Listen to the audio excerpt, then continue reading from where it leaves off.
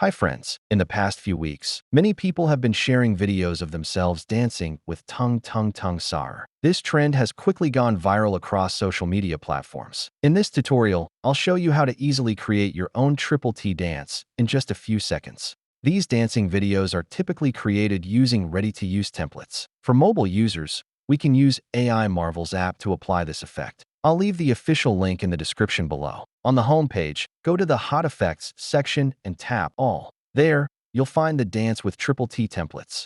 Tap Use Template, then upload one of your full-body photos. Here, I'm using this image as an example. After that, simply tap Generate. Once it's finished, you'll get your own Dancing with Triple T video in 2K resolution. You can then share it with your friends for fun. Here are a few other examples created with different photos.